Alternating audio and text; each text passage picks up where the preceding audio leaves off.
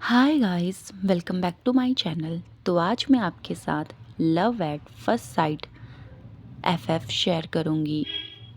इनकी ऑथर का नाम है एफएफ वांगचान। ये स्टोरी मैंने वटपैड से ली है और इस कहानी में मैच्योर सीन्स ज़्यादा हैं। अगर आप अनकंफर्टेबल हैं तो आप इसे एस्केप कर सकते हैं। तेज बारिश लगातार बरस रही थी, जैसे आसमान भी किसी पुराने दर्द को बहा रहा हो। वांगजी ने अपनी कार की स्पीड थोड़ा स्लो कर दी और नज़र रखी उस आखिरी पेट्रोल स्टेशन पर जो M25 से पहले आता है।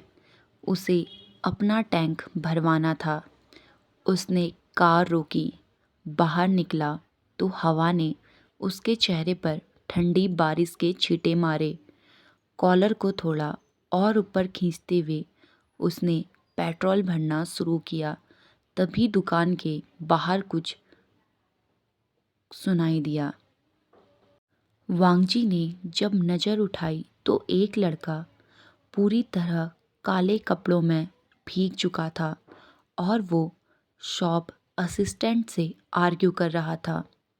उस लड़के ने कहा, मैं किसी को हर्ट नहीं कर रहा, बस थोड़ा वार्म होना चाहता हूँ। तभी वो दुकानदार झुंझलाकर कहता है, तुम यहाँ नहीं रह सकते, तुम घर क्यों नहीं चले जाते? तभी वो लड़का बोलता है, तुम्हें क्या लगता है मैं यहाँ रहता अगर मेरे पास जाने को कोई जगह होती तो? वो दुकानदार उस लड़के के सामने दरवाजे को जोर से बंद कर देता है। लड़का कुछ पल वहीं खड़ा रहा, फिर पैर से जमीन पर हल्का सा ठोकर मारता है। उसके शोल्डर झुके हुए थे, पूरी तरह भीगा हुआ, लेकिन फिर भी उसकी आंखों में एक स्टबन स्पार्क था। विहिंग सोच ही रहा था कि उसे अब क्या करना चाहिए। तभी उसे महसूस हुआ कि कोई धीरे धीरे उसकी ओर बढ़ रहा है। वो पलटने ही वाला था, तभी उसने अपने पीछे खड़े हुए आदमी को देखा और बस पल भर में सब थम गया। वो आदमी टॉल, हैंडसम और मस्कुलर था।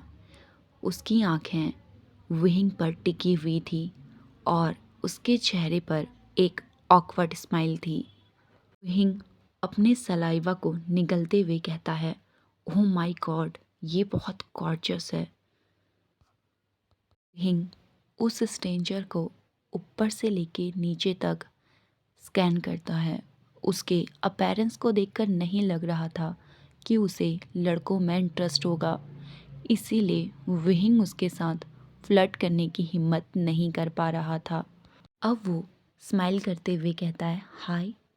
इस पर वांगजी ने सर हिलाते हुए कहा, हाय, क्या तुम्हें कोई मदद चाहिए? विहिंग कुछ कहता इससे पहले ही वांगजी फिर से बोलता है, क्या तुम्हें लिफ्ट चाहिए? इस पर विहिंग ने बिना रुके कहा, प्लीज़। इतना कह के विहिंग ने स्माइल करी। कि स्माइल देखकर वांगजी अपना गला साफ करता है, क्योंकि इस यंग बॉय की स्माइल ने वांगजी को इतना एफर्ट कर दिया था जितना उसे नहीं होना चाहिए था। विहिंग कहता है, पर पेट्रोल के लिए मुझे पे करने देना। इस पर वांगजी उसकी ओर देखता है। विहिंग पूरा भीगा हुआ था और उसे ठंड लग रही थी। इस पर वांगजी कहता है, क्या तुम कॉफ़ी लोगे?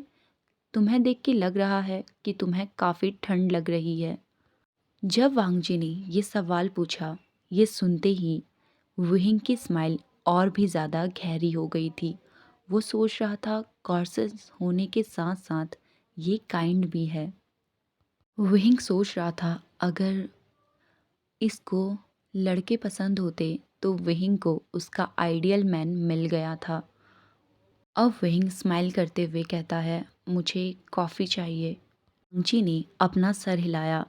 वो सोच रहा था, ये यंग मैन वांगजी को इतना ज़्यादा एफर्ट कर रहा है जितना शायद वांगजी को खुद पर कंट्रोल करना मुश्किल हो रहा था। इसीलिए वो जल्दी से दुकान में चला गया अब वांगजी ने 2 कॉफ़ी ली और कुछ चॉकलेट बार्स ली। अब वो विहिंग के पास आता है और उसे कॉफ़ी देता है और कार में बैठकर पैसेंजर सीट का दरवाज़ा खोल देता है। विहिंग भी बैठ गया था।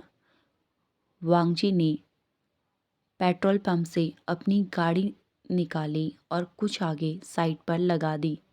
अब वांगजी विहिंग को कुछ शुगर के पैकेट देते हुए कहता है, ये लो, मुझे नहीं पता कि तुम्हें कैसी कॉफ़ी पसंद है। विहिंग स्माइल करता है और उसने एक नहीं पूरे 4 पैकेट शुगर के अपनी कॉफ़ी मग में डाल दिए थे। ये सब देखकर वांगजी तो हैरान रह गया था। इस पर विहिंग उससे पूछता है क्या? तभी वांगजी कहता है कुछ नहीं। उसके चेहरे पर हल्की सी मुस्कान आ गई थी।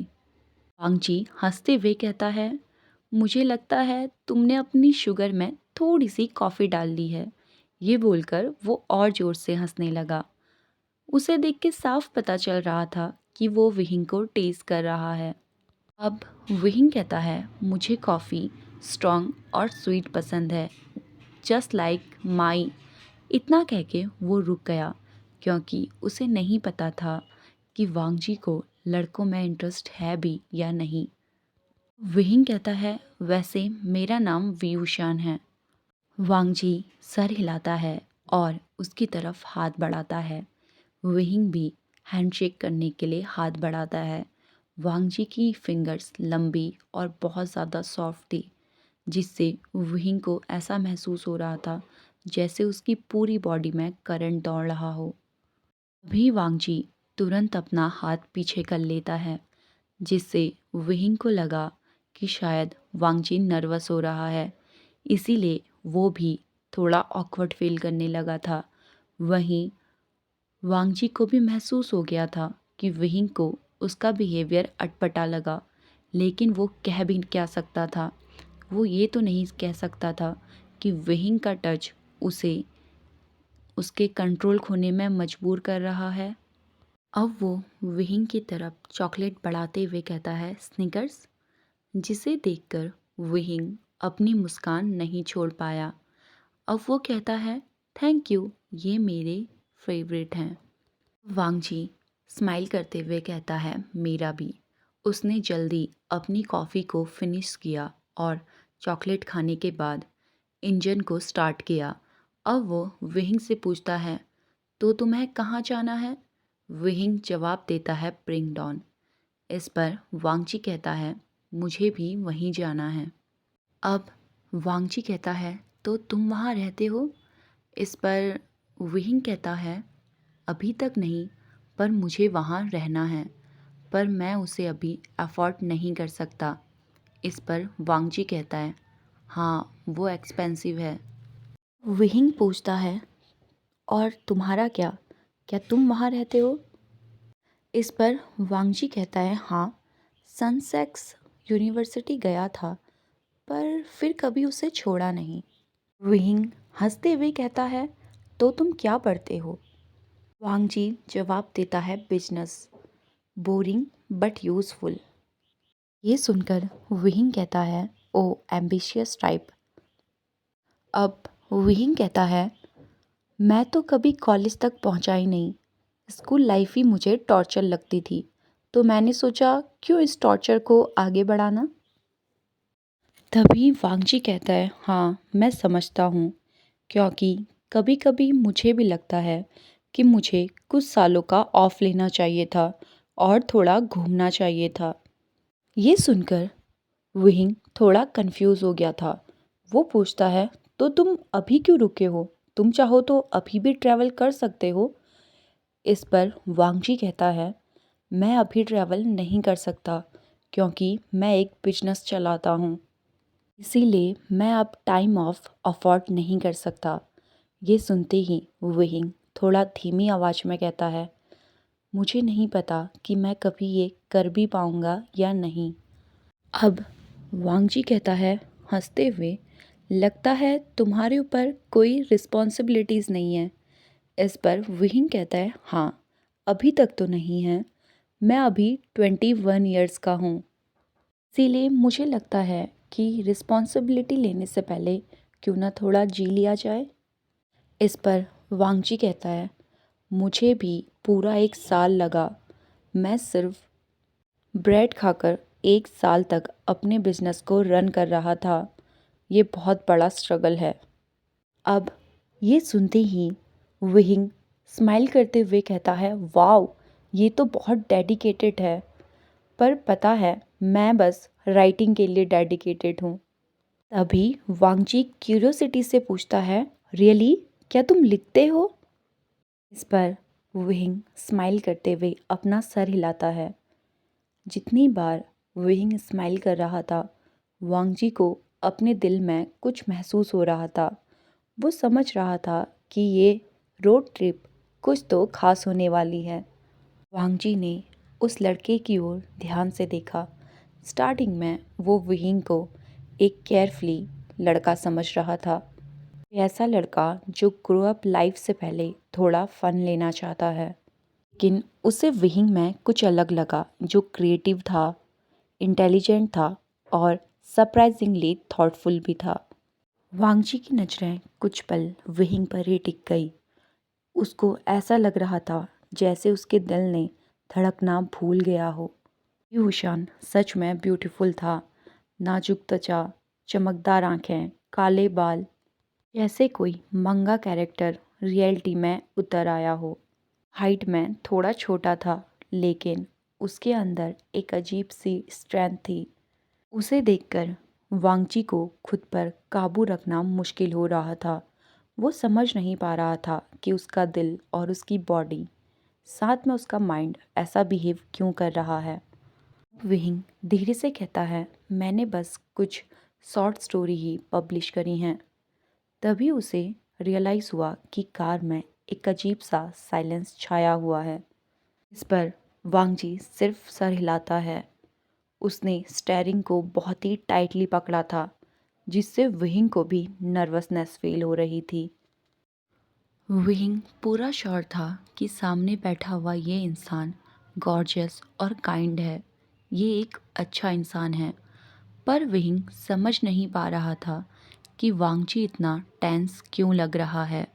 कुछ देर के साइलेंस के बाद विहिंग बोलता है, क्या तुम ठीक हो? तभी वांगची कहता है, हाँ, मैं ठीक हूँ, बस थोड़ा सा।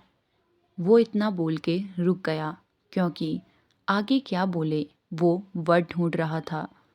तभी माहौल को थोड़ा हल्का करने के लिए विहिंग कहता है, फीलिंग थोड़ा डैमेड, यही ना? पर ये वर्ड मेरे लिए बहुत नया है। ये सुनते ही वांगजी मुस्कुराया। उसकी नज़र 1 मिनट के लिए विहिंग पर टिकी रही। विहिंग में कुछ तो ऐसा था जो वांगजी को उसके पीछे दीवाना कर रहा था। वहीं विहिंग वांगजी की इंटेंस नज़रों से नज़रें चुरा रहा था, लेकिन उसका दिल तेजी से धड़क रहा था। वो समझ नहीं पा रहा था कि ये बस क्यूरियोसिटी है या कुछ और। जी की आंखों में सॉफ्टनेस थी और उस पल कार में बस हार्ट बीट्स और साइलेंस रह गया था। वांगजी की इंटेंस नज़र के नीचे विहिंग हल्का कांप गया था।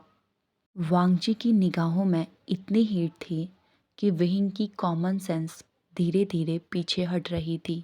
तभी विहिंग मन में कहता है, डियर गॉड, क्यों ये इंसान इतना ज़्यादा डेंजरसली अट्रैक्टिव है। तभी विहिंग थोड़ा धीमी आवाज़ में कहता है, इसका मतलब है क्या तुम भी वही सेम फील कर रहे हो? विहिंग की बातों में शरारत थी, पर साथ ही में उसकी दिल की धड़कन भी बहुत तेज थी। तभी वांगजी ने विहिंग के वर्ड सुने तो उसकी आंखें चौड़ी हो गई। वो धीरे से विहिंग का नाम लेता है, विभूषण, क्या सच में तुम्हें डर नहीं लगता? इस पर विहिंग हंस दिया। वो कहता है, तुमसे तो नहीं। विहिंग को वांगजी पर भरोसा हो रहा था। तभी विहिंग कहता है, मैं सही हूँ ना कि तुम जज नहीं करोगे मुझे? वांगजी नहीं में सर हिलाते हुए कहता है, नहीं, मैं जज नहीं करूँगा। विहिंग थोड़ा वांगजी की ओर झुककर कहता है, तब ठीक है, तो सुनो, मैं वो मीन करता हूँ जो बात मैंने बोली। वांगजी ने मुश्किल से सामने की सड़क की ओर देखा, जहाँ पर बिगटॉन का रास्ता क्लियर नज़र आ रहा था। उसे ऐसा महसूस हो रहा था जैसे कोई डिसीजन पेंडिंग पड़ा हो। उसका दिल अब भी बहुत तेज धड़क रहा था। कुछ देर की चुप्पी के बाद विहिंग फिर से पूछता है, तो do you even want me? वांगजी का जवाब उसके सोचने से पहले ही निकल गया। वो कहता है, यस ऑफ कोर्स। सुनते ही विहिंग की मुस्कान पहले से ज़्यादा गहरी हो गई। वो धीरे से बोलता है, कूल। उसकी आंखों में अब भी वही शरारत थी जो तब थी जब वो पहली बार मिले थे। वो अपनी सीट पर शांति से बैठ जाता है, लेकिन हवा में एक अजीब सी टेंशन घुल गई थी, जैसे अब सब कुछ बदलने वाला है। ओके गाइस, आज के लिए बस इतना ही। नेक्स्ट पार्ट में थोड़ा मैच्योर सीन्स रहेंगे। अगर आपको उसमें अनकंफर्टेबल होगा तो आप स्किप कर सकते हैं। मिलते हैं हमारे नेक्स्ट वीडियो पे। तब तक के लिए हंसते रहिए, मुस्कुराते रहिए एंड हैप्पी रहिए। Bye bye.